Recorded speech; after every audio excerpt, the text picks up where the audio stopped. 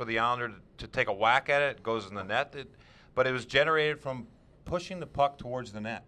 It goes off a stick and up in the air. So that mindset of attempts, I thought it came in the third period. Started well with Johansson, Foligno, and Hartnell generating that goal.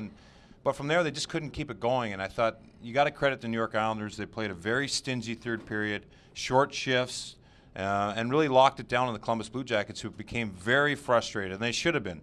They had high expectations, coming into this game. Didn't get it going the way they wanted to, and just kind of felt like they were defending all night long.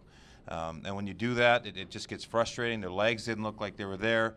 The play was controlled a lot by the New York Islanders, and when that happens, you just have to try to will your way. But I like what you were talking about when I came in, getting pucks towards the net, and that's really what teams do. And when the Blue Jackets are skating and forechecking, they have success with that, and that's when the numbers come on the score clock. All right, rewind to your playing days if you can for a second here. If you were in this spot, back-to-back miserable losses for your team, you don't play again until Wednesday. It's against a very good team. But how do you approach these next 3 days?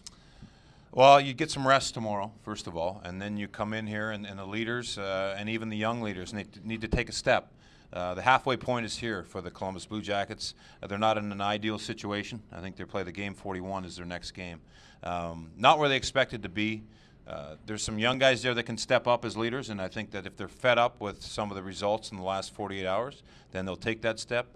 The leadership that's in place needs to take a step, and we've seen it. We've seen them respond throughout the year, and I'm sure they'll take that step, but it needs to be done now. You talk about that frustration, and we saw it kind of boil over in the last couple of minutes there with some penalties and some stick swinging and all that, and all those kind of things. One thing about that is it should have set up pretty nice matchups the next 3 times these teams play each other this year.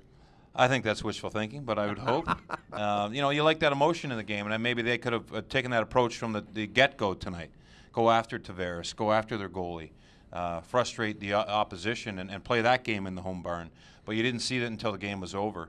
And that's just part of it. You saw the 5-on-3. They had their top unit out there for Long Island, and the Blue Jackets thought that it was kind of a backhanded play. But that's the Long Island. They didn't care. They just out there working on it, and frustration is there, and it should be. And I think that they're disappointed last night. We knew that. We saw them getting on the plane, but even more so tonight.